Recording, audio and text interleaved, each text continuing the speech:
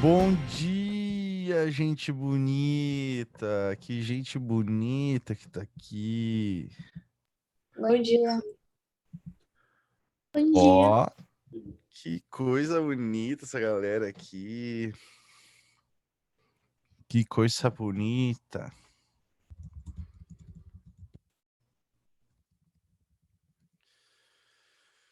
Ai, ai, ai, ai. Bom dia para Gabriel Vargas, bom dia para Yasmin Pacheco, bom dia para a galera que tá aí conosco. Ó, o Edu ligando a câmera. Olha o Edu desligando a câmera. Gente, espero que vocês tenham tido uma boa semana. Espero que vocês estejam felizes. Espero que esse final de semana seja bom também. Espero muitas coisas positivas para vocês. Quero saber como é que vocês estão antes de eu começar, que eu já vou começar. Quero saber se vocês estão felizes. Como é que tu tá? Eu tô bem, muito obrigado. Vocês estão conseguindo estudar? Como é que vocês estão indo assim? Vocês estão preocupados com alguma coisa? Ó, o João tá dizendo que estão cansados. Abram o coração comigo nos primeiros 5 minutos, por favor.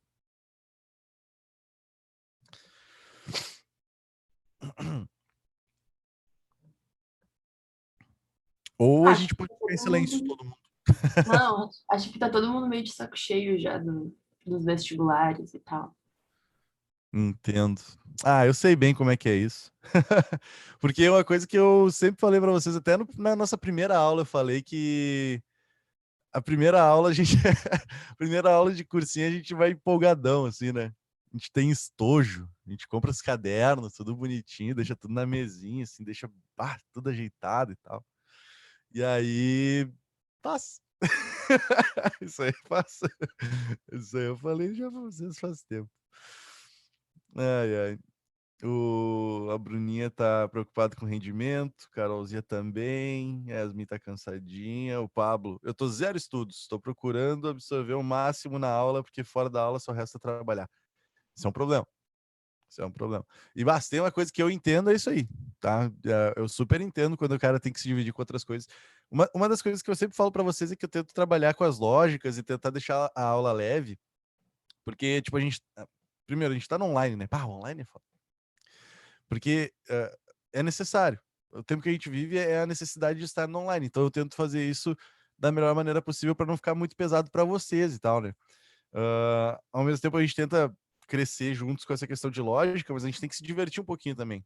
Porque senão realmente fica muito difícil, porque a gente tem que se dividir com muitas outras coisas, sabe? Alguns têm que trabalhar e alguns até não trabalham, mas também têm afazeres em casa, sabe? Porque às vezes a gente é muito desestimulado, não sei se é bem a palavra que eu queria, mas com relação a esse negócio de, tu só estuda, então tu tem que ser muito bom. Não, cara, eu só estudo, beleza, mas ao mesmo tempo eu tenho uma vida também, eu tenho que tentar preservar a minha própria saúde mental, conversar com meus amigos, ser atencioso com a minha família, sabe? Então, às vezes a pessoa tem outras coisas para fazer também, e essa pressão é de gente de fora querendo que tu seja perfeito, sabe? Não, não vai acontecer. Então, mesmo que tu trabalhe ou que tu não trabalhe, cada um tem uma. E parece meio clichê isso que eu vou falar agora, mas cada um tem uma vivência, assim, cada um tem uma coisa para fazer. Então a gente não pode meio que julgar o outro pelo que tu tá fazendo e tal. E eu tô querendo expor isso para vocês, para dizer o quanto eu entendo, para dizer o quanto eu compreendo o que vocês estão passando. E aí a gente vai tentando se adequar. Uma coisa importante, mesmo assim, mesmo que eu dê esse abraço fraterno em vocês, a gente não pode deixar de render, né? Mas eu entendo 100% o que vocês estão falando. O João Vitor tá dizendo ali, ó, tô tentando há 3 anos. Isso aí, quanto mais. O conhecimento é cumulativo. Isso é uma coisa importante, né? Então, sinto que tu tá cada vez mais próximo do teu sonho. E uma coisa importante também que a gente pensa é o seguinte, tá? Não sei se tu teve algum constrangimento em expor que faz 3 anos que tu tá tentando. Espero que não. Até porque aqui a gente se entende bastante. Mas o que tu tem que pensar? Que existe como é que eu posso dizer? A gente tá lidando aqui com uma linha temporal da vida de vocês, tá? Que às vezes vocês sabem do que eu tô falando, às vezes a gente não se dá conta. O que eu quero dizer com essa linha temporal? Que esse é o momento da vida de vocês que vocês estão passando pelo vestibular. Aí tu tenta 1 ano, tenta 2 anos, tenta 3 anos. Aí, sei lá, tu tá com 22 anos, tá? Vou chutar aqui. Tá com 22 anos e não passou ainda no vestibular. Aí sempre tem alguém pra olhar meio torto pra ti e tu mesmo fica constrangido porque tu ainda não passou no vestibular. Só que eu digo pra vocês que daqui, sei lá, 10 anos, isso não vai ter feito nenhuma diferença. Nenhuma diferença. Porque o que acontece? Vamos dizer que daqui 10 anos tu já esteja formado e trabalhando na área que tu gostaria de estar trabalhando, tá? Tu vai ser uma pessoa feliz. Se tu desistir agora, porque já faz 3 anos que eu tô tentando e não consigo passar, então eu vou desistir agora e vou fazer outra coisa que eu não queria fazer. Daqui 10 anos tu vai ser uma pessoa infeliz. Entendeu? Tipo, não vai fazer diferença. Não, isso não importa. Sabe? É a mesma coisa, tipo, quanto tempo eu levei para me formar? A pessoa entra e quer se formar em 4 anos. E às vezes ela não se forma em 4 anos, ela se forma em 7 anos. No momento que tu tá vivendo aquilo, pode ser que tu fique meio, que merda, tô passando por isso. Mas, cara, daqui 10 anos isso não faz diferença nenhuma. Daqui 10 anos o que importa é que tu tá trabalhando naquilo que tu gostaria de estar trabalhando. Daqui 20 anos tu tá trabalhando naquilo que tu tá trabalhando. E se a gente pensar aqui numa expectativa de vida de, sei lá, 100 anos, joguei pra cima, 100 anos, esses 3 anos que a gente tá no vestibular não é nada. Não é nada. Pro tempo que tu vai trabalhando naquilo que tu gostaria de estar, sabe? Eu quero ser um grande veterinário. Só que faz 4 anos que eu tento passar em veterinário e não consigo. E daí? Tenta mais 4, sei lá. Entendeu? Porque se tu quer ser veterinário, é melhor que tu passe 5, 6 anos tentando ser veterinário do que tu vá pra informática porque alguém disse que era pra tu ir. Porque tu vai ser um cara da informática triste pra caramba, entendeu? Daqui 30 anos não vai fazer diferença. Eu tenho uma amiga, olha só, eu tenho uma amiga que é tipo assim, ó, irmã, assim, muito minha amiga, que ela demorou 5 anos pra passar em enfermagem na URGS. Vocês sabem quanto é que é a média de enfermagem na URGS? É uma média baixíssima. É uma média muito baixa. Muito baixa. Tipo, muito baixa. Tu olha assim, ó. Tu olha, meu Deus, demorou 5 anos pra passar em enfermagem. Cara, é muito baixa. Mas por que eu tô brincando com isso, tá? Porque ela não passava, porque ela se obrigava a estudar, por óbvio, porque é vestibular, uns bagulho que ela não gosta. Então, tipo assim, sei lá, biologia, ela ia bem. Porque ela gosta de biologia. Mas aí a matemática, ela não queria. Tipo, é ruim demais. Daí foi muito sofrido para ela estudar matemática. Entende? Então ela não conseguia evoluir naquele estudo dela. E talvez, eu até acho que ela não teve tanto suporte assim do curso que ela fez na época. Que não é esse aqui, no caso. E aí ela demorou 5 anos para passar em enfermagem. Passou. E aí, quando ela entrou para enfermagem, ela fez a faculdade, fazendo o que ela gostava, né? Porque ela gostava das coisas que envolviam enfermagem, ela não gostava de matemática, não gostava de física, sei lá, entendeu? Geografia. Mas as coisas de enfermagem ela gostava. E aí ela foi lá e fez a faculdade de enfermagem. Terminando a faculdade de enfermagem, ela entrou num cursinho preparatório para concurso público. E aí ela fez o concurso do Conceição, do Hospital Conceição aqui em Porto Alegre, pertinho da minha casa aqui. E ela passou no, cursinho, no concurso do Conceição. Então ela é enfermeira concursada do Conceição. Por que ela passou num concurso difícil como esse? Porque ela estava estudando os bagulho que ela gosta. Quando ela estava fazendo vestibular, era um parto. Era ruim para ela. Quando ela passou, beleza, entrou, fez a faculdade certinha, fez o concurso público, passou. Tá ali como enfermeira do Conceição. Ganha mais de 10 mil reais por mês. E fazendo o bagulho que ela mais ama. E ela é boa demais no que ela faz. Ela é boa demais no que ela faz.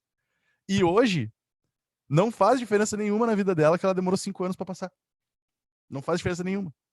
Então, esse tipo de pressão que às vezes a gente se coloca, que os outros colocam na gente, mano, é porque tem muita gente que veladamente torce pelo nosso insucesso. As pessoas fingem que estão felizes porque tu tá feliz. Mas ninguém quer te ver melhor do que elas, entendeu? Tipo, ninguém vai torcer que tu cresça mais do que ela própria. Então tem muita pressão externa em cima de ti.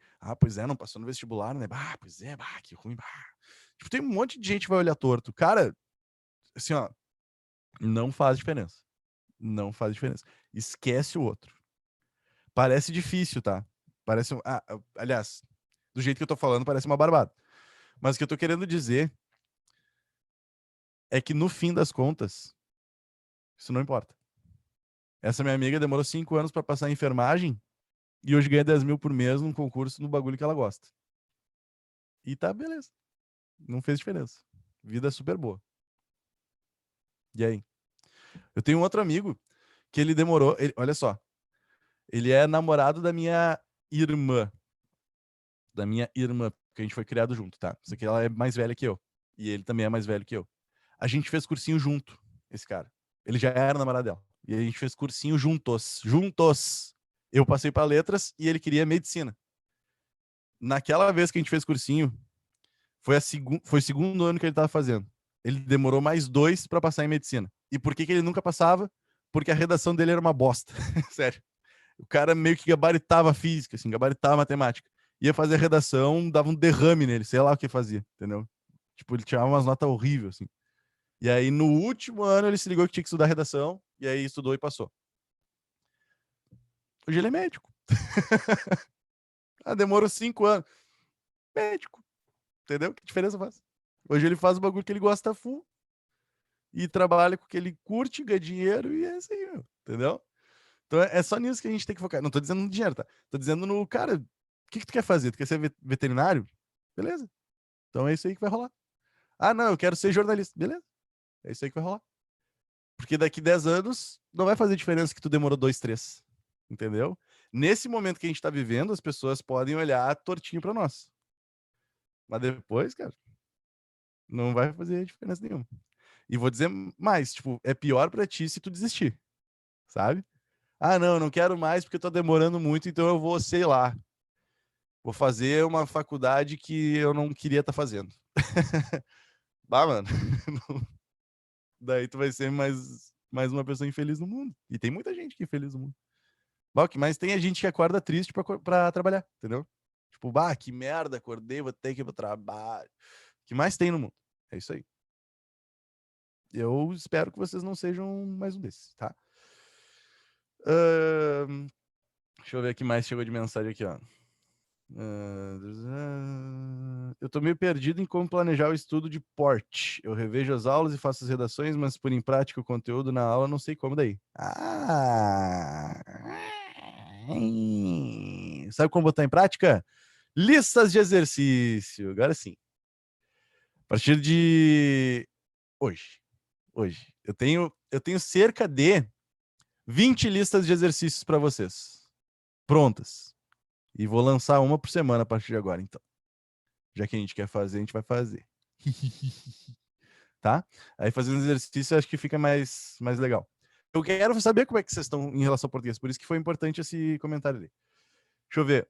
O Pablito botou assim, ó, e aí trabalhando home office não é o mesmo horário que serviço presencial. A empresa não fecha. É real. Que bosta, né? Que bosta. Já vou. Chegou ali um lembrete sobre a redação que vocês vão escolher? Sim. Já. 3 minutos, só vou terminar de ler as mensagens. Chegou também o Eduardo ali, ó. Ser vestibulando é uma luta constante contra a gente mesmo. E é uma praga porque tu estuda e parece que não evolui. É triste. Mas aí é que tá, cara. Tem que ver a questão dos exercícios. Pra tu saber se tu tá evoluindo ou não, é os exercícios, assim. Tu vai vendo. Cara, tu vai vendo quando tu tá acertando. Basicamente é isso, sabe? Tem como ver, sim, essa evolução. A parte ruim de ser vestibulando é essa luta constante contra a sua própria cabeça. Isso eu concordo com vocês, tá? Porque é realmente muita pressão externa. Muita pressão externa, tá? E a Bruninha botou ali, ó, às vezes tem pessoas que não são felizes com a faculdade e fazem impressão no outro que quer fazer o que gosta. Matou a charada. Matou a charada. Mas eu vou dizer pra vocês que o mundo é uma merda porque as pessoas estão tristes. Se as pessoas fossem felizes, gente feliz não incomoda. Gente feliz não incomoda. Basicamente é isso, tá? Então, às vezes, tu tá num dia ruim e aí tu se incomoda com umas pessoas que estão vivendo a vida delas, assim, porque tu tá num dia ruim, entendeu? Tipo, acontece. A vida é isso aí, tá? Então, no fim das contas, só pra gente encerrar esse momento inicial, e eu não me importo que a gente tenha, entre aspas, perdido 15 minutos, porque a gente não perdeu. Eu acho que essa conversa é importante, às vezes, até pra gente dar uma recarregada, sabe? Mas o que vocês têm que lembrar, no fim das contas, é que ninguém se importa mais contigo do que tu mesmo. Parece bizarro isso, né? E eu não tô excluindo a nossa família, os nossos pais dessa conta. Mas eu tô querendo dizer que ninguém se importa mais com a Carol do que a própria Carol. Eu posso amar a Carol ali, posso amar a Marina, posso amar o Pablo, mas ninguém ama mais o Pablo do que o próprio Pablo. Então o Pablo tem que ter em mente qual é o norte que ele tem para a vida dele. Bah, na minha vida eu quero ser engenheiro, eu quero ser professor. Legal. Se tu não for professor, se tu for fazer outra coisa, tu ainda assim vai ser feliz, tu ainda assim vai ter motivação para levantar de manhã para trabalhar? Porque se for, beleza, tem gente que muda de vida ali, ok, vai levando. Mas o quanto nessa balança, tipo, tu ser professor vai te realizar. E quando eu digo realizar, parece aquelas coisas de romantização de, ai, escolha uma coisa que gostes de trabalhar e não terás que trabalhar um dia na sua vida. Não, eu não tô dizendo isso. Tu vai ter que trabalhar igual e vai ter dia que tu vai estar puto da cara de ter que trabalhar. Entendeu? Tipo, a vida é normal isso aí. Mas o que eu tô querendo dizer é que, no fim das contas, ser professor, por exemplo, me realiza. Eu posso ficar triste com algumas coisas nessa caminhada, mas eu não fico triste, por exemplo, de acordar e vir falar com vocês. Pô, coisa mais legal do mundo é acordar e saber que a Júlia tá na aula. Pra mim, porque essa é a minha visão de mundo. Pro engenheiro, bah, a coisa mais legal do mundo é o cara acordar e pensar, bah, vou lá pro escritório fazer uns cálculos, sei lá, entendeu? Tipo, tem louco pra tudo, entendeu? Sei lá. Daí se o cara não fizer isso, quanto ele vai ser realizado na vida dele? Não sei. Mas no fim das contas, o que importa é tu contigo mesmo, sabe? Então, nesse momento, a gente tá passando por uma fase ruim, a gente tá passando por uma fase de desmotivação, de cansaço, mas que esse cansaço todo, daqui 10 anos, não vai fazer diferença quando tu estiver trabalhando naquilo que tu ama. Não vai fazer diferença. Porque eu já fui vestibulando também. Inclusive, eu fiz meu vestibular. Eu fiz cursinho em 2011. Esse ano faz 10 anos que eu fiz cursinho. E em diversos momentos, eu fiquei puto. Fiquei puto. Mas em diversos momentos eu me diverti muito. E hoje eu trabalho com uma coisa que eu gosto demais. Então, não fez diferença os momentos que eu fiquei puto. Entendeu? Então tá. Dito isso, gente, espero que isso tenha ajudado de alguma forma vocês, porque eu realmente acho que é importante a gente às vezes parar um pouquinho, conversar, para depois seguir adiante, tá? Porque eu me preocupo principalmente por causa. Bah, do virtual é a parte. Porque se não tivesse esse bagulho aí de vírus, eu ia fazer um piquenique na aula, a gente ia se abraçar e depois ia ter aula. Agora é só o que eu posso é conversar com vocês. Então eu vou mostrar para vocês a pastinha aqui, ó. E eu vou fazer uma coisa muito especial. Ah, outra coisa que chegou ali, ó. Eu não sei se evoluiu, se essa corretora é mais gente boa, mas minha média na redação subiu bastante. Vocês estão evoluindo, tá? Vocês estão evoluindo. Confiem na corretora. Só isso que eu digo para vocês. Confiem na corretora, tá? Que ela é realmente muito boa. Só que tem algumas corretoras que são mais chatinhas, outras que são um pouquinho mais. Vai levando de boa, assim, tá? Mas confiem, vocês estão no caminho certo. Deixa eu compartilhar a tela aqui de vocês. Vocês vão. Vai ser um sorteio, tá? E daí eu vou abrir. É tipo as portas da esperança. Nós temos o tema 1, o tema 2 e o tema 3. E vocês vão escrever no chat ali qual tema vocês querem. Seu tema 1, seu tema 2, seu tema 3. E aí, quando vocês escolherem, eu vou abrir o tema para mostrar o que vocês escolheram, tá? Então, o mais votado será o tema da semana. Por favor, façam o mais rápido possível. Vota aí.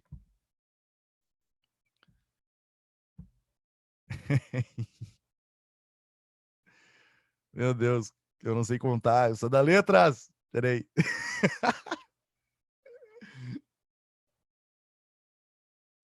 Peraí que eu vou fazer uma anotação. Não sei contar. Ai, que engraçado. Todo mundo votou já? Que de olho assim, me parece que o 3 foi o mais votado ali. Tem 2 votos. 3 votos, 4 votos, 5 votos pro 3. 4 votos pro 2. É isso? Vai ganhar o 3, então? Vocês vão deixar no 3. Não vai mudar. Olha. Vai de 3, então. Dou-lhe uma. Dou-lhe duas. É isso aí, então. Ganhou o 3. Botei aqui no chat, agora já era, tá? Não pode mudar. E aí eu quero ver choro e ranger de dentes. Eu quero ver o desespero de vocês. Eu quero ver vocês enlouquecidos com o tema 3. Vou parar de compartilhar a tela e vou abrir o tema 3. Só para mim.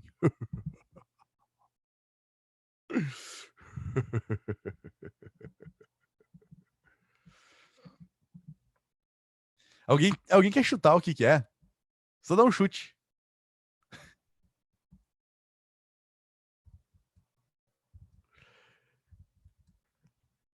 Nem ideia, diz a Júlia. São tantos temas, diz a Bruna. O Pablo chutou racismo. O Pablo... Pá, racismo. Mas alguém quer chutar? Não? Vamos fazer? Ó, algo sobre empregada doméstica. Isso é legal, hein? Isso é legal, hein? Eu gosto. Algo sobre psicológico. Ó, legal também. Vou compartilhar a tela. Homofobia. Ó, vou compartilhar a tela para vocês para mostrar o tema 3. O tema 3 é sobre os desafios educacionais do portador de síndrome de Down. Tan, tan, tan. E aí? Legal, né? Vamos ler rapidinho aqui, ó. O que eu ia fazer? Tá. O texto 1 e o texto 2, eles falam um pouquinho sobre como é que funciona essa síndrome de Down. A ideia é essa. Por que uma pessoa nasce com síndrome de Down? Qual é o tipo de comportamento que se tem de uma maneira mais abrangente, tá? Aí o texto 3 ali é uma foto, uma imagem, porque normalmente eles gostam de botar bastante imagem. E aí tem uma pergunta muito específica, não sei se vocês perceberam. Qual é a pergunta específica? Desafios educacionais do portador de síndrome de Down. Não é desafios na vida do portador de síndrome de Down. É os desafios educacionais. Beleza? Então, peraí, que eu vou fazer um negócio com vocês agora. Peraí. Nós vamos brincar agora. Nós vamos brincar de produzir. E que legal, adoro essa brincadeira. Documento, foi. O tema da redação é esse. Então, nós vamos pegar aqui, ó, desafios educacionais do portador de síndrome de Down. Nós vamos escrever aqui. Qual é a primeira parte que vocês têm que entender na hora de produzir um texto, tá? A primeira coisa que vocês precisam fazer é decorar o tema. Por que decorar o tema? Porque vocês não vão começar o texto na hora. Vocês vão fazer primeiro a parte objetiva, depois vocês vão voltar para o texto, mas enquanto isso, vocês já estão pensando. O problema é, se tu só guarda a palavra-chave, a chance de tu ir para um caminho muito diferente daquilo que está sendo exigido pelo tema é grande. Então vocês têm que ter cuidado com isso. Se eu estou falando de desafios educacionais, é desafios educacionais. Se tu fizer um parágrafo inteiro falando sobre o quanto o portador de síndrome de Down sofre quando ele vai caminhar nas ruas, tá fora. Errou o tema. Fuga o tema, tá? Se tu fizer um parágrafo inteiro falando sobre o quanto o portador de síndrome de Down não consegue jogar bola, sei lá, entendeu? Tá fora. Tá fora. E não é verdade, mas tá fora. É isso que eu quero que vocês tenham em conta. É o tipo de desafio que esse cara sofre na educação para a aprendizagem. Beleza? Então é nisso que vocês vão ter que focar. Primeira coisa importante, então. E aí a gente vai construir aqui uma estruturação básica para vocês irem adiante, tá? Porque vocês já estão crescendo muito nos textos de vocês. A nossa introdução serve para quê exatamente? Ela tem uma serventia. que é basicamente fazer uma situação para o leitor, tá? Tu vai dar uma, como é que eu posso dizer? Os parâmetros de discussão ao leitor. Essa aqui é a grande função de uma introdução. E é nisso que vocês têm que focar. Como ela só vai dar os parâmetros de discussão ao leitor, ela nunca pode ser maior do que os desenvolvimentos. Então é uma coisa que eu quero que vocês se atentem também, principalmente aqueles que não estão conseguindo produzir muito, que é a introdução não vai ser maior do que o desenvolvimento. E às vezes no olho a gente já consegue enxergar quando um texto já está meio torto, tá? Por que isso? Porque a introdução ela não vai argumentar nada. O máximo que ela vai fazer é mostrar para o leitor sobre o que nós estamos falando. Simplesmente isso. Porque se tu já começa argumentando, o leitor fica tipo, mas do que tá falando aqui? Então a introdução serve para isso. Para dizer assim, ó, nós vamos conversar agora sobre síndrome de Down e ele passa por problema X, problema Y. Nos desenvolvimentos agora, eu vou falar sobre o problema X e o problema Y. E aí eu vou argumentar melhor. Aí eu vou encorpar o meu texto. Dentro dessa situação, dentro desses parâmetros de discussão para o leitor, aí aqui a gente pode construir isso a partir de um repertório sociocultural, por exemplo. Se eu já sei, se eu já conheço alguma coisa que tenha a ver com síndrome de Down, eu posso já colocar aqui, e aqui eu tô falando de livros, tô falando de filmes, eu tô falando de músicas, eu tô falando de qualquer tipo de repertório sociocultural, eu já posso acrescentar aqui na introdução para começar a minha discussão. Só que daí tem uma coisa importante sobre o repertório sociocultural que eu quero que vocês tenham em conta, tá? Não é necessário que o repertório sociocultural, e aí é uma coisa de muito de destreza de vocês, tá? Não é necessário que o repertório sociocultural seja perfeitamente encaixado no tema. Como assim? Se a gente está falando de desafios educacionais do portador de síndrome de Down, pode ser que tu fique, bah, professor, mas como é que eu vou achar um repertório, como é que eu vou achar um filme que fale sobre um portador de síndrome de Down na escola? Pode ser que tu não ache. Não deixa de usar mesmo assim. O que eu quero falar com destreza? Eu quero falar, por exemplo, que tu pode pegar um filme, e aqui eu estou usando filmes como exemplo, que fale sobre a síndrome de Down em si. E ao citar esse filme com a síndrome de Down, tu pode dizer, ó, de acordo com as características expostas nesse filme, a gente consegue transpor para a realidade, principalmente dentro da escola. Pronto. Tu pega uma coisa que não necessariamente falava de escola, usa esse exemplo e traz para o teu texto dizendo, na realidade funciona parecido, principalmente se aplicarmos isso à realidade da escola. Pronto. Estou trazendo de volta para o desafio educacional. O que eu não posso é usar o exemplo e, a partir do exemplo, ir para o caminho inverso e começar a falar da síndrome de Down em geral. Aí eu começo a me ferrar. Aí o meu repertório sociocultural vai se tornando aos poucos improdutivo. Tá? Então a gente sempre consegue fazer esse tipo de amarração. Da mesma forma, por exemplo, bah, professor, eu não sei nada sobre síndrome de Down, não tenho um exemplo de filme sobre síndrome de Down. Tu tem algum exemplo de filme sobre escola? Tenho. Beleza, então só tô dando um exemplo aqui, tá? Usa o filme da escola. E aí tu vai lá e expõe, por exemplo, assim, ó. Ah, o filme As Colegas de Júlia Farias.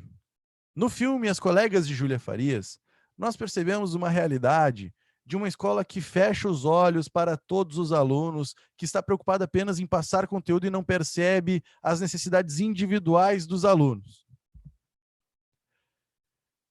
Da mesma forma que foi expressa no filme, percebemos o quanto isso pode ser aplicado à realidade de um portador de síndrome de Down que não se encontra encaixado em nenhuma dessas realidades. Sabe? Uma coisa mais do tipo assim, ó. Posso pegar uma escola normal, assim, um filme de escola normal, que não tenha necessariamente uma minoria, e expor que naquela escola é retratada uma realidade em que o aluno não tem voz. É retratada uma realidade em que o aluno não é visto como um indivíduo. E dessa forma, o aluno não tem as suas necessidades saciadas. E se o aluno não tem as suas necessidades saciadas, imagina agora isso para um portador de síndrome de Down. O quanto esse cara não vai sofrer. Tu entendeu? Então, muitas vezes, quando a gente olha o tema da redação, a gente pensa assim, ó, bah, preciso achar agora alguma coisa que fale de síndrome de Down. Às vezes, não. Depende de como tu vai pegar esse repertório sociocultural e aplicar a realidade que está sendo exigida no texto. Tu entende? Então, não necessariamente tu vai pegar um repertório sociocultural. Ah, preciso pensar num livro que trate do síndrome de Down. Não, não precisa. Não precisa. O que tu precisa é pegar a realidade do repertório e aplicar ao teu texto. Então, tu precisa dizer por que tu tá usando esse repertório e o que ele tem a ver com o que tu quer defender. Só isso.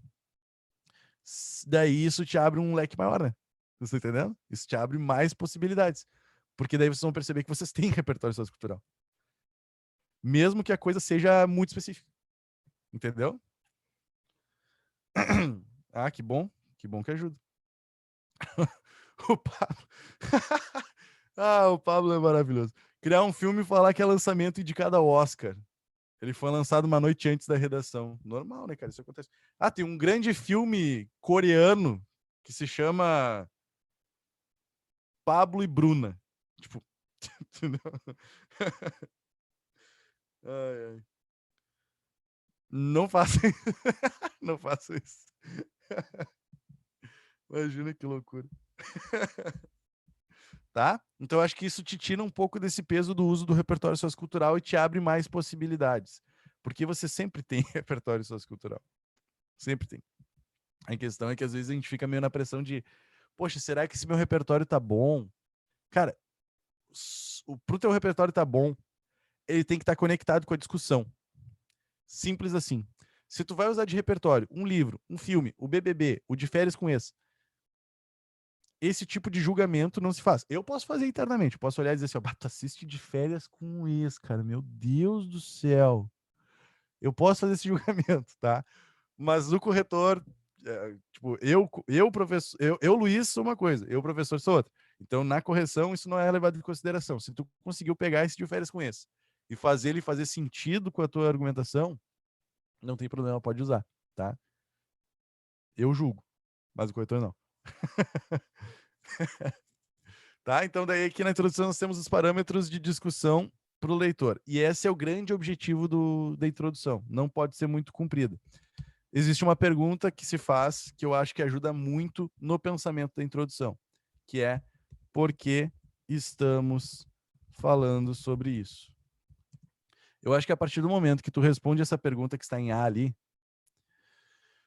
eu acho que tu consegue tu consegue situar o teu leitor de uma maneira muito legal. Por exemplo, por que nós estamos falando sobre os desafios educacionais do portador de síndrome de Down? Por que eu tenho que falar sobre isso? Não tô nem aí. Eu não tenho Down. Não conheço ninguém que tem Down. Não tô nem aí pro Down.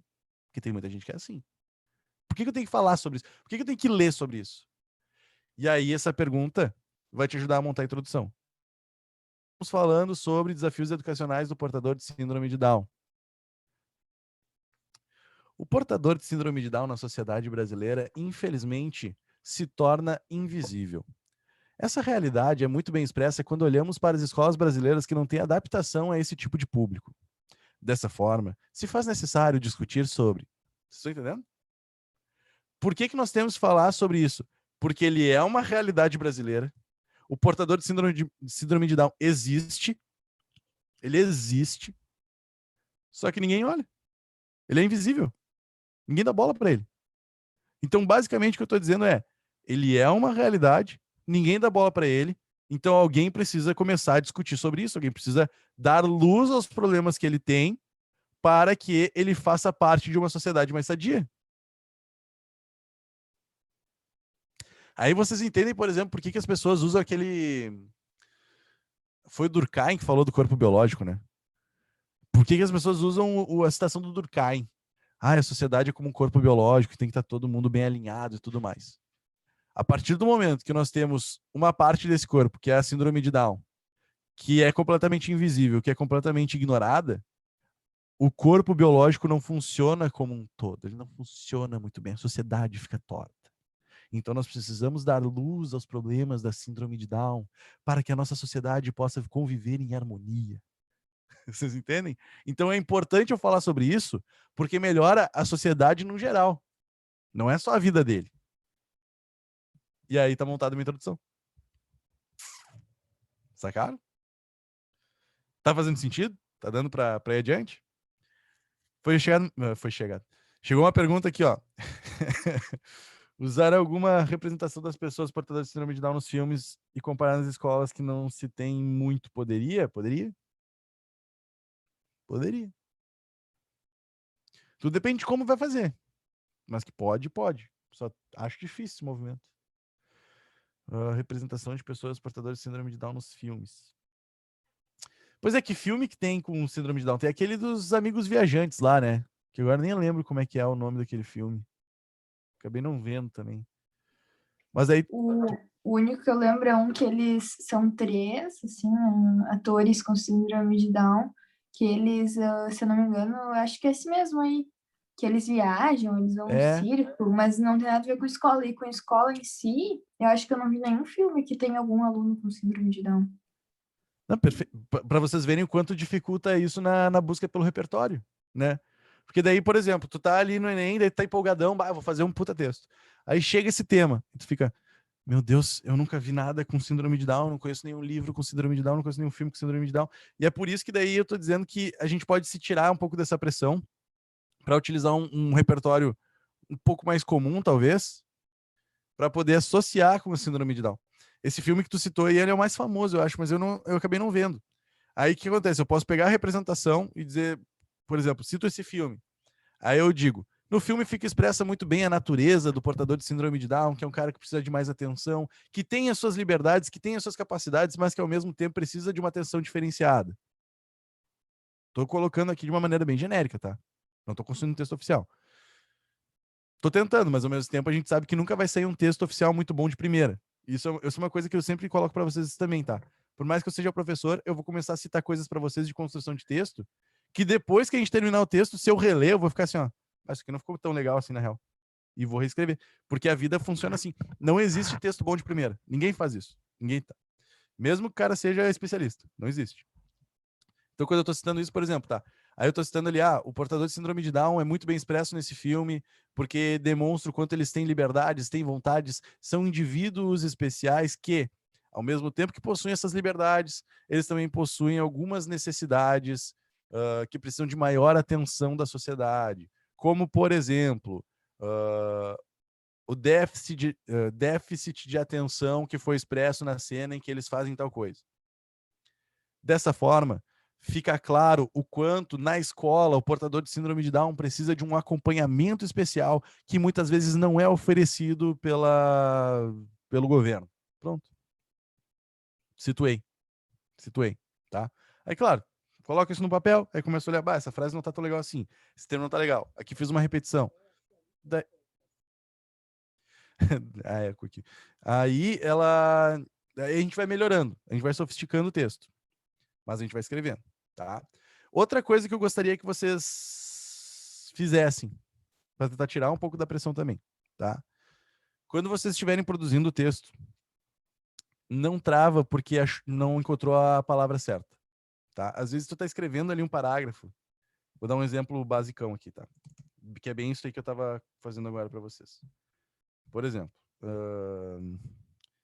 no filme Blavers, sei lá que filme que é esse. Vou colocar aqui, ó. No filme Blavers, vírgula, é retratado, adoro isso, é retratada a história de três amigos portadores de síndrome de Down. Vou escrever de um jeito aí qualquer, que daí depois a gente corrige. No filme Blavers é retratada a história de três amigos portadores de síndrome de Down que possuem diversas liberdades individuais, mas que, ao mesmo tempo, também apresentam necessidades específicas que merecem atenção. Da mesma forma, ou, o que as pessoas usam isso? Análoga, eu adoro análogo.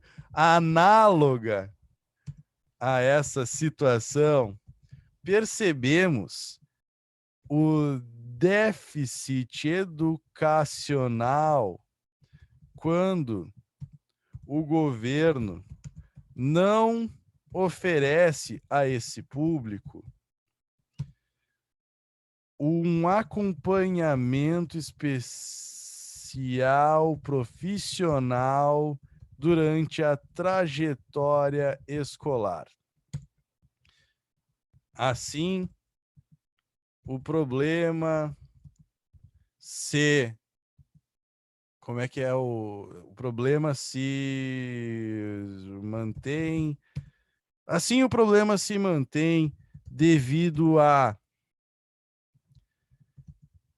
invisibilidade com que essa síndrome é tratada e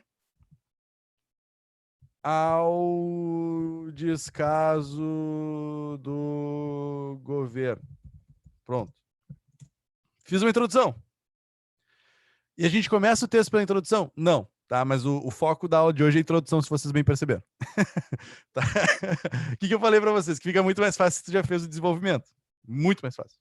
Só que eu tô só querendo mostrar aqui o... Cara de pau, Gabriel. Depois eu vou olhar as outras dúvidas que chegaram ali, tá? Só tô tentando seguir adiante. Fiz a introdução aqui. O que é melhor, tá? Que a gente fizesse o desenvolvimento antes, porque daí eu já saberia que no primeiro desenvolvimento eu falei de invisibilidade e no segundo desenvolvimento eu falei de descaso. Eu já saberia, tá? E aí eu construiria uma introdução dizendo que falei sobre isso. Mas o que eu quero mostrar para vocês com essa introduçãozinha rápida que eu montei aqui? Quanto tempo eu levei para fazer isso? Ah, levei 1 minuto, 2 minutos, 3 minutos, 4 minutos, não sei, tá? Por que eu demorei 4 minutos? Porque eu sou professor. Beleza. Então, o que eu quero que vocês se deem conta? Nenhum de vocês tem a pressão de fazer na velocidade que eu fiz. E isso serve para absolutamente qualquer coisa. Tu olha o professor de matemática fazendo um cálculo no quadro, tá? Aí tu pensa, meu Deus, de onde é que saiu aquele X ali? Mano, o professor faz na velocidade que ele faz porque ele está acostumado a fazer. Tu tem que estudar matemática, física, biologia, geografia, história, português. Relaxa. Não precisa fazer nessa velocidade. Só que tem uma coisa que, disso tudo que eu montei para vocês, que eu quero que vocês reproduzam para ganhar velocidade. Que é o quê? Não para de escrever. Não para de escrever. Ah, professor, mas eu não consigo pensar na palavra certa. Escreve a que veio. Escreve a que veio. Porque eu terminei a minha introdução. Agora eu vou olhar de novo para a introdução e vou pensar o seguinte. Bom, no filme Blathers, muito bom esse filme, Blathers, é retratada a história de 3 amigos portadores de síndrome de Down que possuem diversas liberdades individuais. Putz, mas olha só, eu não citei que liberdades individuais são essas, né? Eu vou botar isso no desenvolvimento? Vou. Tá, então eu posso deixar. Mas se eu não citar isso no desenvolvimento, isso aqui é ruim. Mas percebam, eu não fiquei pensando assim, será que eu vou citar depois? Como será que será a minha vida depois que eu terminar essa introdução? Fiz. Agora, eu vou olhar para meu desenvolvimento e pensar o seguinte, eu cumpri com isso aqui? Ah, no desenvolvimento não aparecem essas liberdades individuais aqui. Não, então isso aqui eu não vou colocar. Isso aqui eu vou escrever. Como é que eu posso escrever isso? Retratar a história de 3 amigos portadores de síndrome de Down que apresentam necessidades específicas que merecem atenção. Eu falo sobre essas necessidades específicas que merecem atenção no desenvolvimento? Falo. Então tá. Então deixa assim.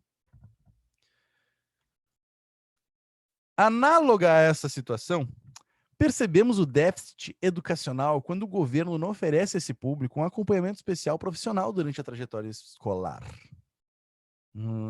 Eu retrato isso?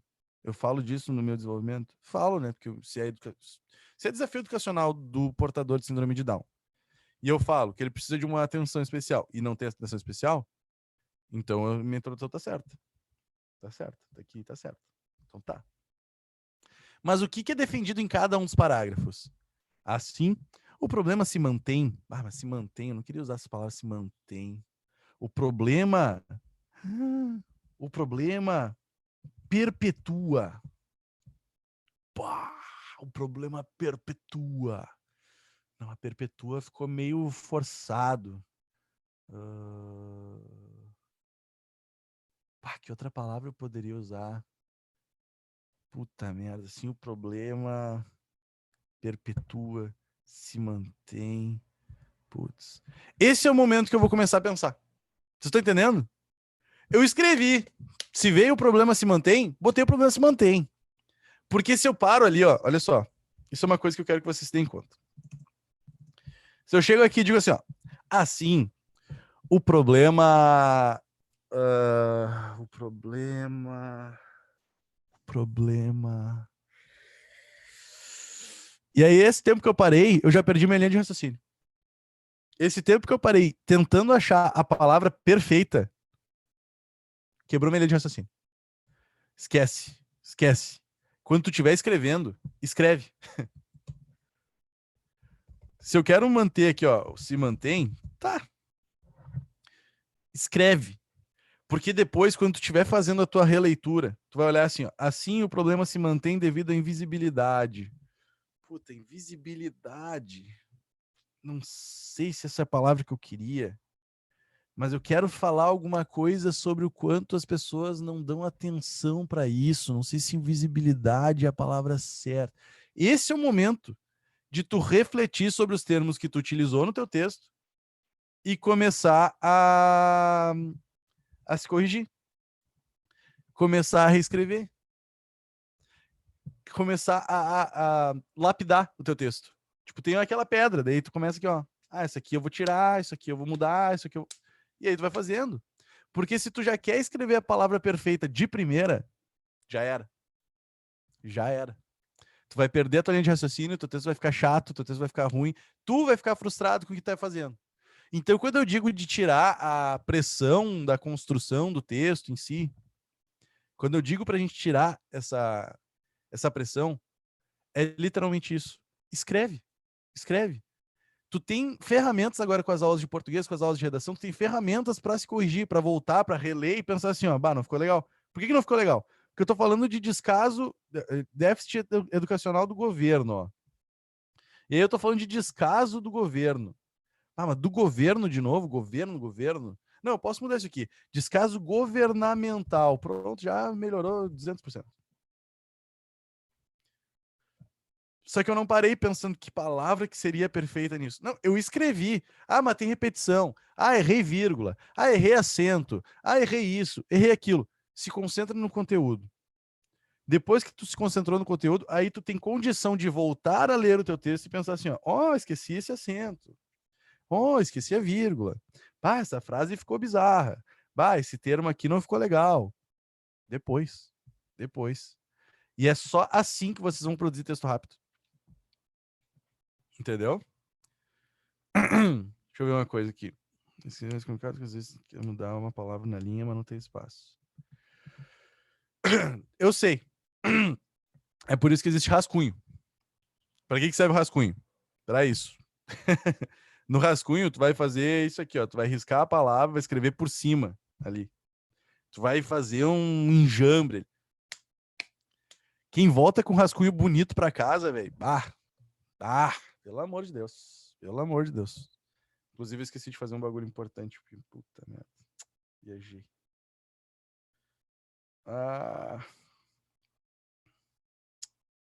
Boca aberta. Sabe quando te dá uns estalos assim de... Esqueci do negócio.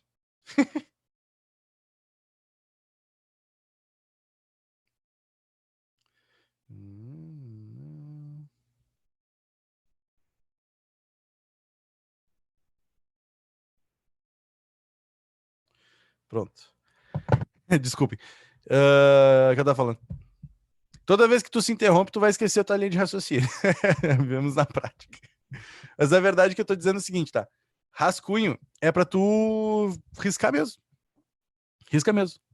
Tipo, faz bonitinho ali e tal. Tu faz o teu texto, faz a tua construção, não para de escrever. Não tenta achar a palavra perfeita de primeira. Vai colocando aqui a ideia, tá? Vai colocando a ideia. Quando eu construí essa introdução, que demorou 3 minutos para fazer, não sei nem se levou 3, mas quando eu construí essa introdução aqui, eu fiz rápido. Primeiro porque eu tenho mais experiência, sim, não se pressione em fazer nessa velocidade, mas ao mesmo tempo eu só consigo fazer em velocidade alta porque eu não tenho pressão de perfeição.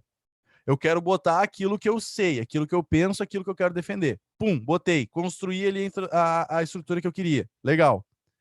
Agora eu volto e começo a reler e pensar, poxa, essa palavra não tá tri. Essa palavra aqui não ficou legal. Aqui não ficou claro. Aqui eu tenho repetição, vou botar um sinônimo. Aí eu vou reconstruindo meu texto, no rascunho mesmo. Rascunho é para isso. Então tu vai lá, risca a palavra, escreve por cima, usa borracha, sei lá o que tu vai fazer, entendeu? Mas o que importa é, isso nos tira a pressão, e tudo isso que eu tenho tentado com vocês há bastante tempo, né, que eu venho tentando com vocês há bastante tempo, é para tentar tirar a pressão do coração de vocês de fazer uma coisa perfeita de primeira, ou uma coisa perfeita num geral. Não precisa ser perfeito, precisa construir o que a banca está esperando de vocês. Dentro disso, percebam qual é a estruturação que eu construí nessa introdução, tá?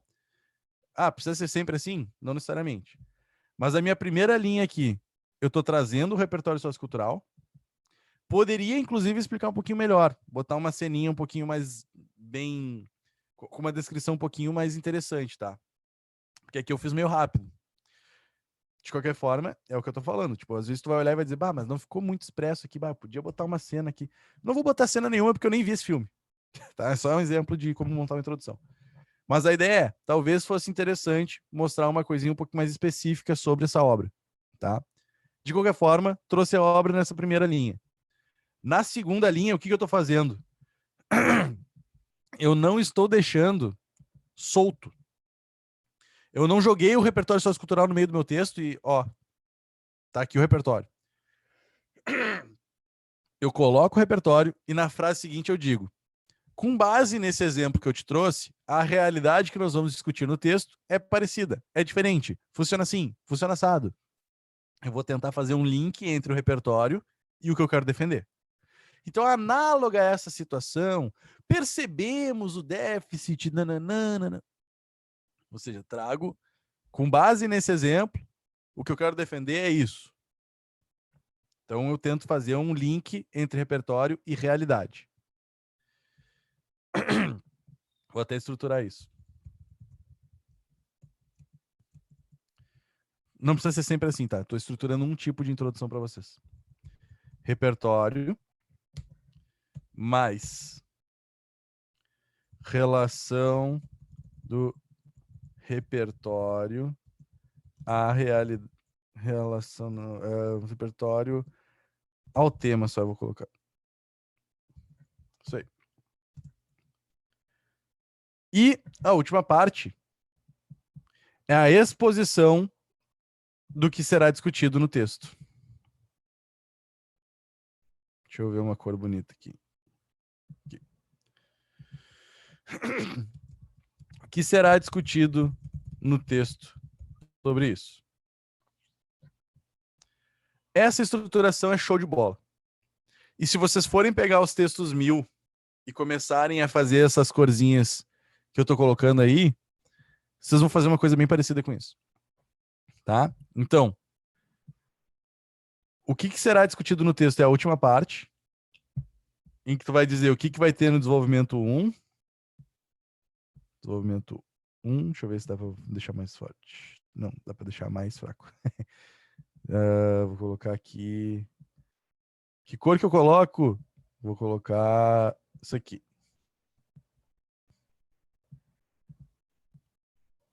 Legal. E isso aqui é outro. Pronto.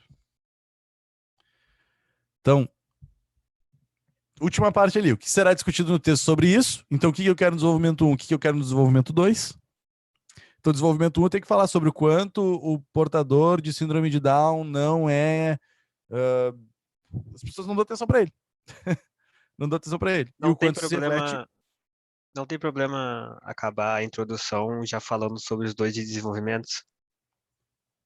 Como E, tipo, assim? não precisa, igual aí seria o fim da tua introdução.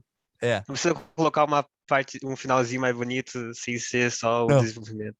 Não. Beleza. Não. Pode, inclusive, é muito bom terminar assim. Por quê? Porque tu tá literalmente apontando o que vai ser lido na sequência. Então, tipo assim, ó, assim o problema se mantém devido à invisibilidade e ao descaso governamental. Ponto final. Agora vamos começar o primeiro desenvolvimento que vai falar de invisibilidade.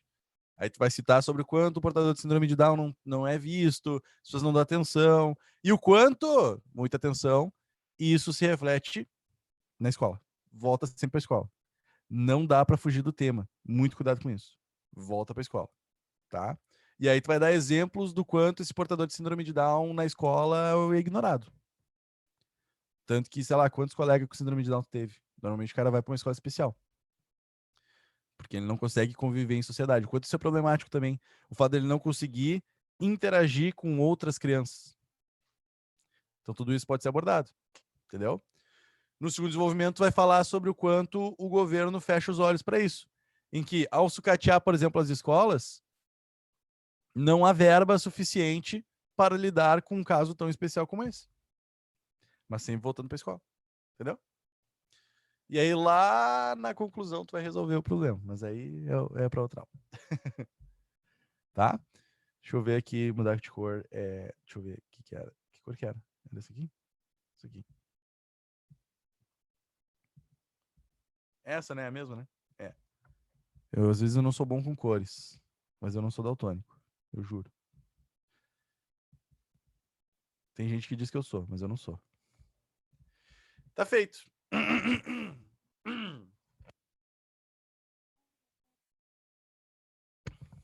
Tá feito. Então essa aqui é uma estruturação que eu tô trazendo para vocês com relação à introdução. Sacaram? Não sei se alguém tem alguma dúvida. Coloca para mim, por favor.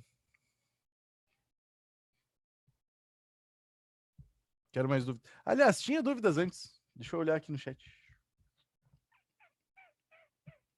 Tinha chegado umas dúvidas antes. Gabriel falou que lembrou. Não, Gabriel não falou nada. Gabriel perguntou da representação da síndrome de Down. Perfeito. A Bruna Marques, dá para pegar um fato histórico quanto a pessoas portadoras da síndrome de Down e levar como um fator histórico da invisibilidade e descaso com esses portadores? É uma pergunta. Dá. Seria muito legal. Que fato histórico seria? Tu tem algum, Bruna? Me ajuda.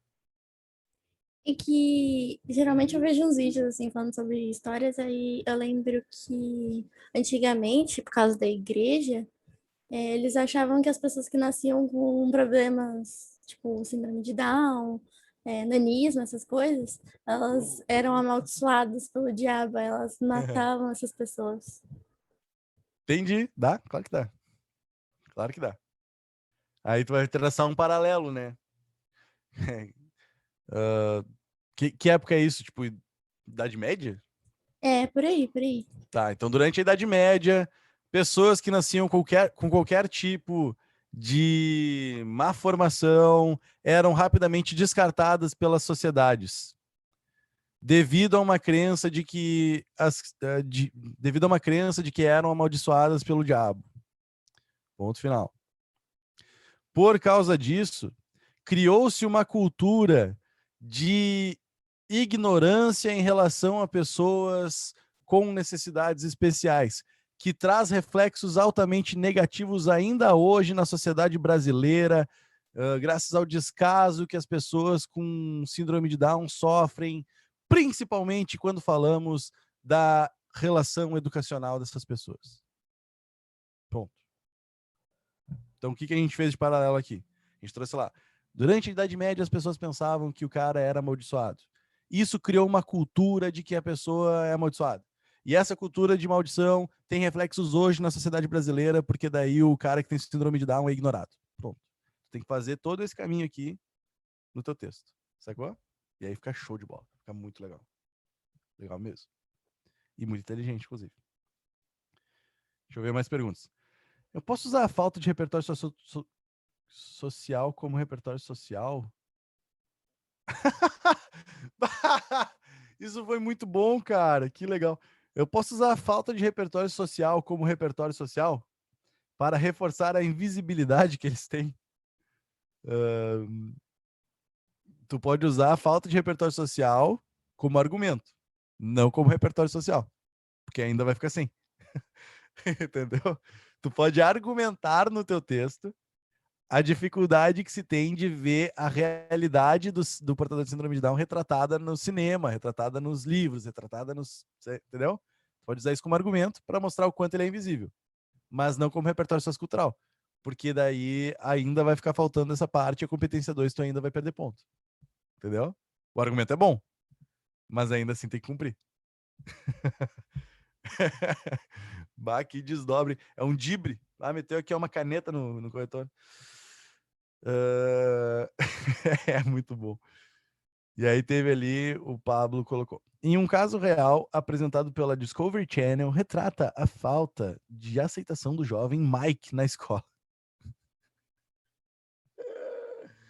Do jovem Mike. Puta merda, cara. Vocês me divertem muito. Que engraçado. Pois é.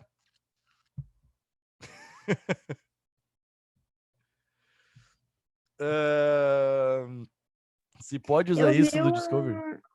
Eu vi um negócio, tava vendo que uma menina tava usando modelo de redação, né, pra fazer. Ela pegou, na verdade, pegou 2 redações diferentes, nota 1000, e misturou. Aí ela fez a redação em 2016 e recebeu nota 1000. E aí eles perceberam que ela tinha copiado, né? E aí não foi esclarecido bem o que aconteceu, mas o INEP disse que ia pegar e ia tipo, dificultar a entrada dela numa universidade. No fim, ela não entrou, porque eu acho que não tinha quantidade de nota suficiente. Mas aí, se acontece de inventar, assim, um repertório, e aí tu chega a ganhar 1000, pode dar problema se não acharem daí? Essa história, onde é que tu viu essa história? Eu tava vendo, assim, uns negócios, e aí eu vi a notícia disso, foi no G1, eu acho. É que foi em 2016, foi Sim, eu acho muito improvável. alguma coisa de religião, esqueci o tema agora. Era o preconceito religioso. Isso. Olha só, é muito improvável que isso aconteça. Porque o que acontece, tá? A única forma de tu ser desclassificado ali é claro, se tu não cumprir o que é necessário para fazer uma redação ou se tu literalmente colar. Literalmente colar significa, tipo, tu pegar um bagulho, abrir na tua frente e começar, né? Se tu não sabe o tema, tipo, o que obrigatoriamente eles usaram de argumento?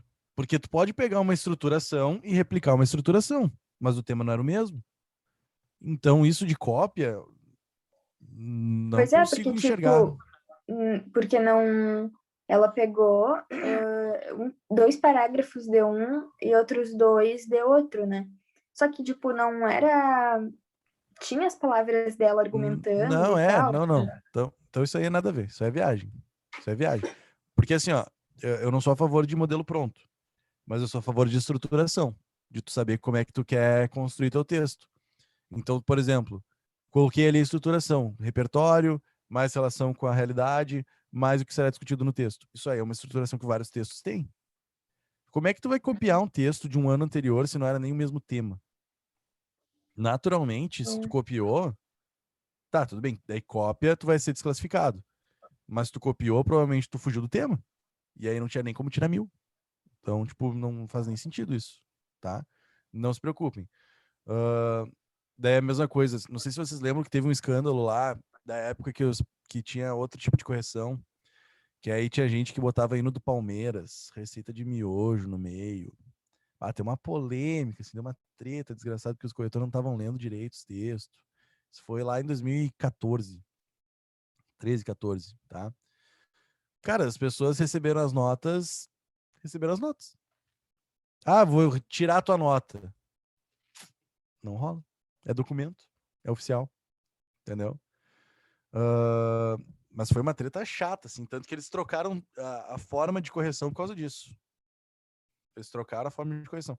Aí, a partir dali. Gente, é muito chato corrigir Enem. Tipo, muito chato. A correção do Enem é muito criteriosa, muito rígida, tá? Antigamente não era mesmo. Mas hoje é. Tipo, eles têm treinamentos regulares, tu tem que fazer uma comprovação e tu tem que, tipo, todo o texto passa por 2 corretores, tá? Passa por 2 corretores. Se tiver uma discrepância de nota maior do que 80, se eu não me engano, acho que é 80, tá? Se ficar entre 80 a tua discrepância, por exemplo, um te deu 600, outro te deu 640. Então tem 40 de discrepância. A tua nota final vai ser a média das duas, é 620, tá? Essa é a tua nota final. Mas se a discrepância for maior de 80, vai para um terceiro corretor. Aí nesse terceiro corretor, eles vão pegar a média das duas notas que mais se aproximarem. Entendeu? E o que acontece? Se tu discrepar mais do que, sei lá, 5 vezes, tu tá fora da correção. Porque tu tá fazendo alguma coisa muito errada. Entendeu? Então, a correção do Enem tá bem criteriosa, tá bem boa, assim, tá bem rígida. E com relação a, tipo, essas invenção de dados, invenção de casos, eu não sou a favor de inventar, mas eu já falei isso para vocês que, sim, tem que agradar bastante. Eu já falei para vocês o seguinte, tá? O corretor tem que corrigir várias, ele tem, se eu não me engano, 50 no mínimo por dia. 50 no mínimo por dia, tá? Se tu fizer menos de 50, 2 dias seguidos, tu tá fora. Você sabe o que é corrigir 50 redações? É desesperador. Não é legal. Não é legal. É muito desesperador. Por quê? Porque assim, ó, imagina tu ler um livro, tá? Tu lê um livro de 50 páginas rapidinho. Por quê? Porque tu vai avançando na história. A história tá te conduzindo. Imagina tu ler 50 vezes a mesma página, falando sobre a mesma coisa. E mal escrita. E tendo que achar onde é que tem problema. É desesperador. É horroroso. Horroroso. Muito ruim, muito ruim. Tá? Então essas 50 que ele tem que fazer, ganha, se eu não me engano, 13,70 por redação. Tem gente que ganha muito dinheiro. Porque é o mínimo 50, a gente corrige 200 por dia. Aí tu imagina 200 por dia, sei lá, 7 dias, 3,70 cada uma. Tem gente que faz isso, tá? Então, na época, o cara fazia isso, mas lia meio nas coxas, assim, porque queria o dinheiro. Então, lia, por isso que passava a receita de miojo, passava hino do Palmeiras, porque o cara meio que lia por cima, assim, tá bom, e já era. Hoje não dá pra fazer isso, porque daí tu tem que corrigir o mínimo de 50, máximo de 200, e não pode discrepar, tem que ser perfeito. Então é um trabalho muito minucioso. Muito minucioso. Deveria ganhar mais, inclusive, tá? Mas já é um dinheirinho interessante ali.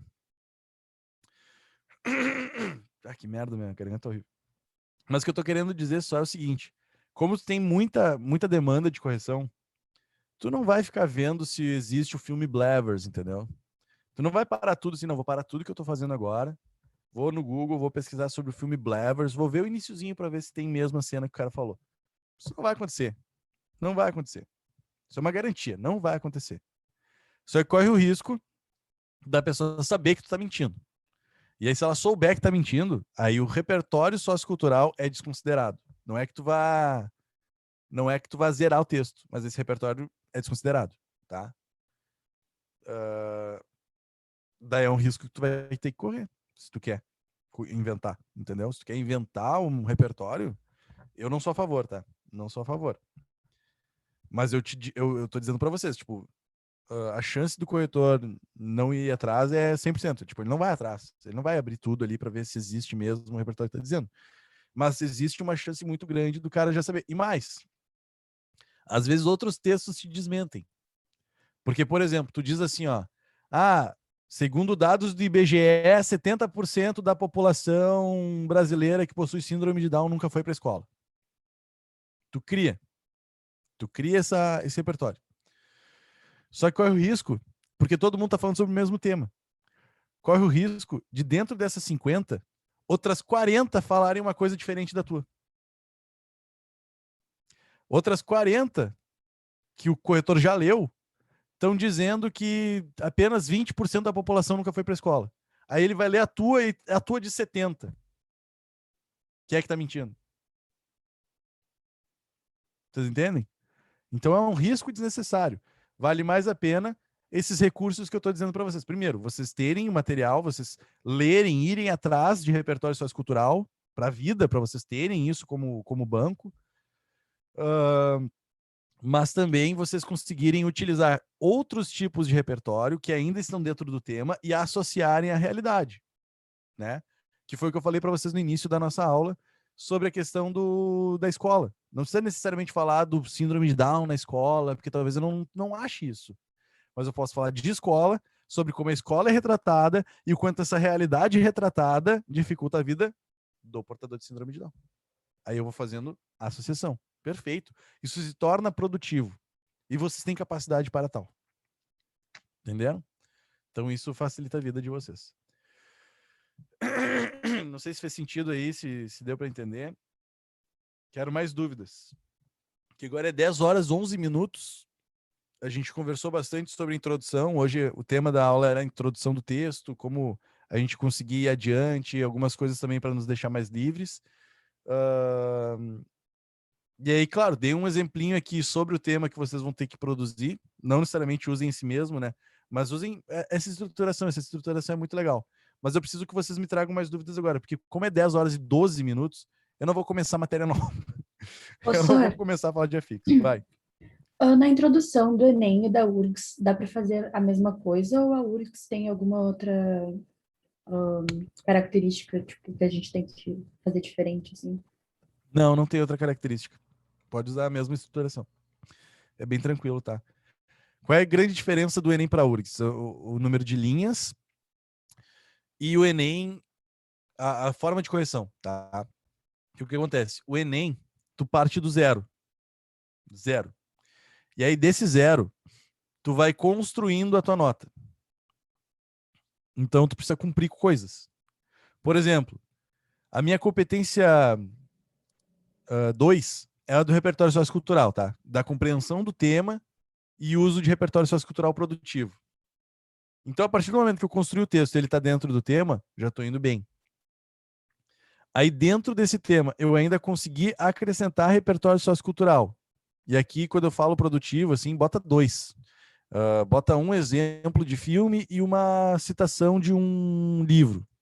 Sei lá, entendeu? Mas para garantir. Aí tu vai lá e coloca esse repertório. E esse repertório tem muito a ver com o tema. Tu conseguiu deixar isso muito claro. Beleza, quanto mais tu vai cumprindo coisas, mais tu vai montando a tua nota e vai chegando no 200 da competência, vai somando 200 com 200 e monta teu 1000. Então vocês estão construindo coisas. Por isso que eu gosto, por exemplo, de estudar para o Enem, porque o Enem é construção. Qual é a diferença para a URGS? A URGS, tu já tá com a nota máxima. Eles já partem da nota máxima, tá? Então, assim, se tu tá dentro do tema, se tá dentro do gênero, se tá dentro do número de linhas, tu já tá com a nota máxima. Quanto muito errar, mais vai baixando a tua nota. Essa é a URGS.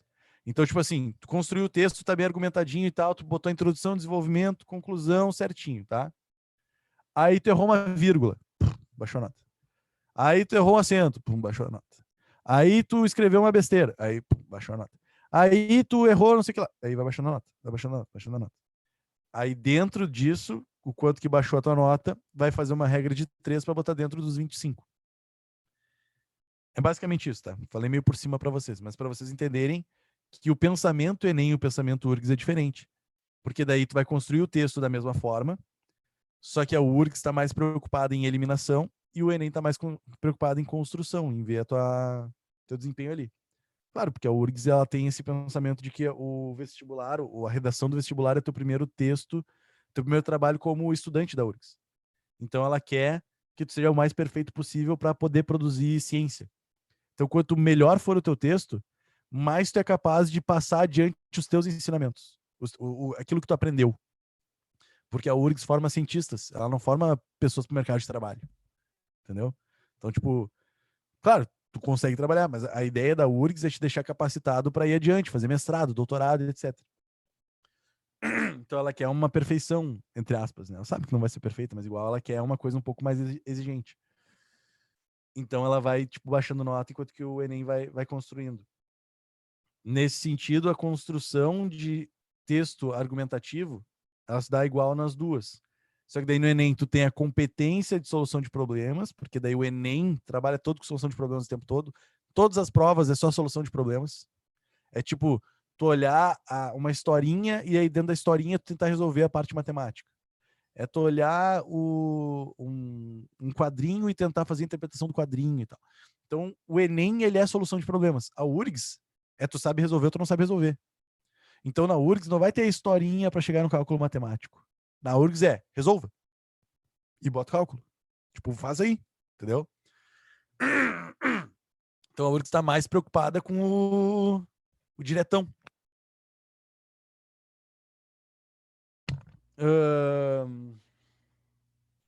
Não sei se me fiz entender, se ficou claro, mas pode usar essa mesma estruturação de introdução para as duas, tá? Só a conclusão vai ser entendi. diferente daí. É, perfeito. Só a conclusão vai ser diferente daí nas duas. Porque do Enem tu precisa resolver o problema e na URGS tu não precisa resolver nada. É só tu falar sobre, né? E aí chegou a pergunta ali, ó. Os temas da URGS tendem a ser mais artísticos? Já vou responder o do Pablo, tá? É que não dá tempo. Os temas da URGS tendem a ser mais artísticos? Ah, não sei dizer. Não sei. Artístico. Não. Não tendem a ser mais artísticos, não. É que assim, ó, daí o que teve de mudança nos temas da URGS, tá? Antigamente a URGS botava o tema, tipo, 3 textos de apoio e faz aí. Tipo assim, botava uma pergunta. Para você, o que é melhor, livro físico ou livro digital? Responde. A amizade nos dias de hoje. Responde. Hoje, a URGS coloca um texto argumentativo, alguém escrevendo uma opinião, e a pergunta deles é, tu concorda com essa opinião ou tu discorda? Então, essa opinião pode ser sobre qualquer coisa. Entendeu? Eles podem pegar um texto de vocês. Eu pego um texto do Pablo, eu pego um texto do Gabriel ali, o Gabriel escreveu sobre síndrome de Down. Eu pego esse texto e mando para todo mundo e digo, pessoal, vocês concordam ou discordam desse texto?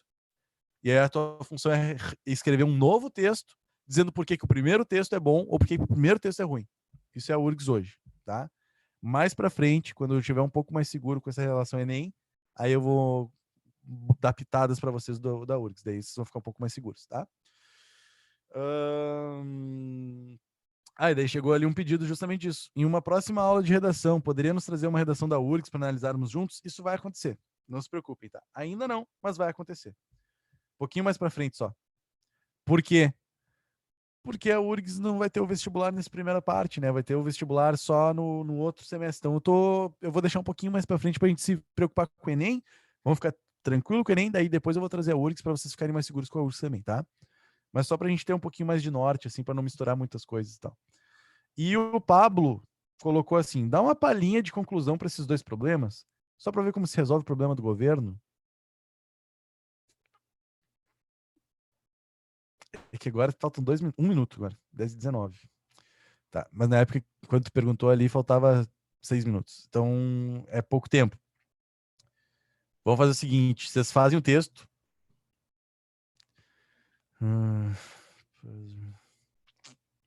Próxima aula não. Daqui 2 semanas. Daqui 2 semanas eu vou mostrar para vocês uma palhinha de conclusão, então. Tá? É só porque, por causa do tempo mesmo.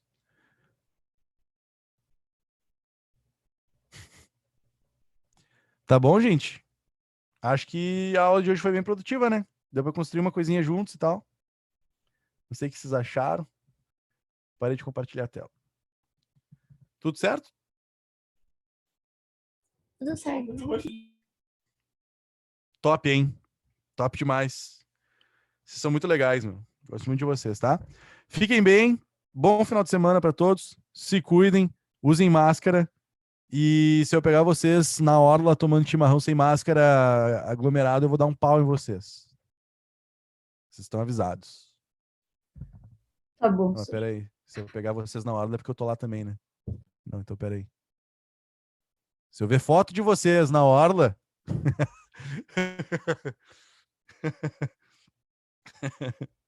Tá, tô brincando. Mas se cuidem, tá? Não aglomerem, usem máscara, fiquem bem. E é isso aí. Tchau pra todo mundo. Bom final de semana. Tchau, professor. Bom final de semana.